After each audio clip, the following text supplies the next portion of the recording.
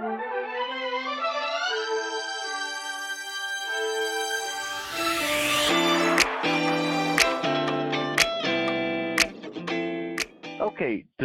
I'm going to give you a really quick kind of a scenario. Let's say the recipe for a miserable life. We'll start out with that one. And then from there, we will move on into how to live a peaceful life. But the recipe for a miserable life, focus on what others have and what you don't. Be jealous of other people's strength while focusing on your own weakness. Be worried about what other people think of you. This is a perfect recipe for an absolute stress-filled, sleepless nights, miserable life. Now let's take a look at what it takes for a happy life, joyful life. Be thankful for what you have. Focus on your strength.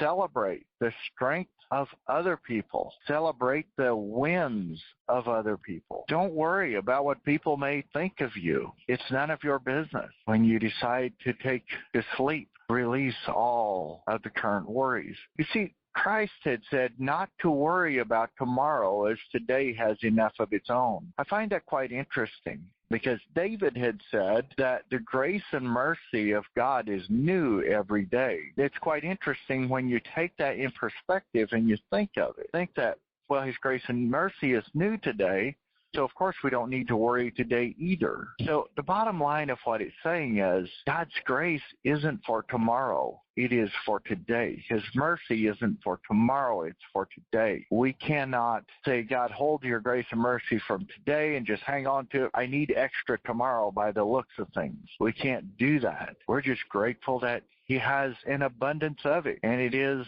in abundance today. A friend of mine was heard that there was going to be speed bumps put on his road in front of his house, and he was quite excited about it because he had 2 young children, and he was concerned because sometimes people use that road along the front of their house in town like it was out on the interstate type of deal. He was excited about it, and he even signed a petition to help bring this on. And then as he was out jogging one morning, he realized, it dawned on him, that most of the time when they put those big signs up, permanent like stop signs to say that there's a speed bump, it is generally the second house down. And he got to thinking about it, and he realized that would be right in front of his house. He was like, I don't want that ugly sign out in front of my house. He thought about it. Several months went by, and he realized that speed bumps were going to happen and the sign was going to happen. And what am I going to do? I'm going to have this in front of my house. He even went and measured other places where they put those signs, and sure enough, it was second house down. When he measured it out exactly to where they'd put the others, he realized it would be right dead in front of their house.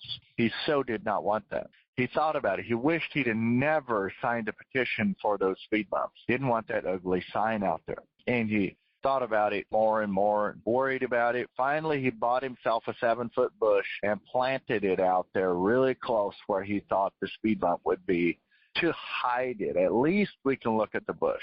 Well, this bush began to grow, and it got bigger and bigger, and finally a year went by, and 2 years went by, and then the speed bumps were put in on the road, and then the sign was put in. Interestingly enough, the sign was put down 4 houses down on the opposite side of the road. And he said from that day forward, every time when he came home or left his house, that big bush in front of his house reminded him, he called it the worry bush. He worried so much about what might happen that he planted a bush to hide what he was worried that would happen, and never did happen. Now, let me ask you, have you guys ever worried about something that never did happen? That ever happened to you? Of course it has. We all have. We're human. We've all worried about things that never came to fruition. Never happened. Matter of fact, statistics say that 92% of the things that we worry about never happen. Also, let me remind you that most of the things that we worry about has nothing to do with today. I would like to say 99 to 100% of them have to do with tomorrow or the next day or the next week or the next month or the next year. So the recipe to a peaceful life is don't worry. It's okay. What happens, happens. It's okay. Do your absolute most excellent version of who you are. Go for excellence in everything you do. Have you set of goals? Reach for those goals. Work towards those goals. Be grateful for what you have. Thankful for what you have. and thankful and celebrate other people's successes and wins and strength. And you now have the full recipe for an absolute marvelous happy life.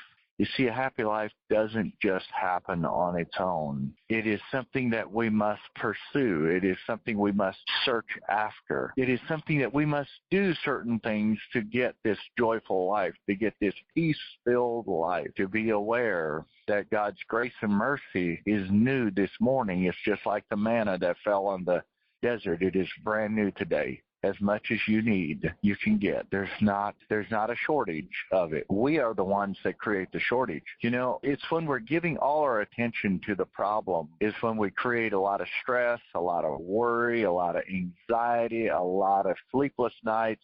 But also what we've done is made this thing that we're stressing and worrying about our God. We've put it on the throne. We give it more attention than we do God itself. Once we replace our worry with God, and then he can actually get back on the throne again and handle the problem. You see, God has a way of handling problems that's unique to ours. He has an infinite mind, and he doesn't see a problem. He just sees it as something that can be handled rather quickly and easily.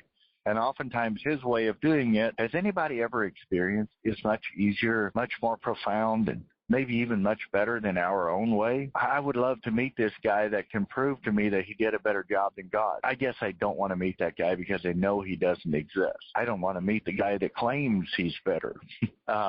So I'm okay. Let me retract that statement. But let's continue forward and say that worrying is something that every person is affected by, and it hasn't ordered one person. Now let me come back to the psychological side of worry. You see, this is another element of worry that most of us are unaware that we use as a form of protection. Have you ever worried about something and lo and behold, it turned out not to be nearly as bad as you thought? And do you remember how good you felt when you realized it never happened? It wasn't that bad. How good you felt. It was amazing. The feeling was awesome. What your subconscious said, ooh, yeah, this works. To get this fine fellow to feel better, or this fine lady to feel better, this beautiful young lady, is to get her to worry a lot. And then when it doesn't happen, then she feels better, or he feels fantastic, or he feels good. It's a drug. So oftentimes, from a psychological standpoint, we use worry because it gives us the opposite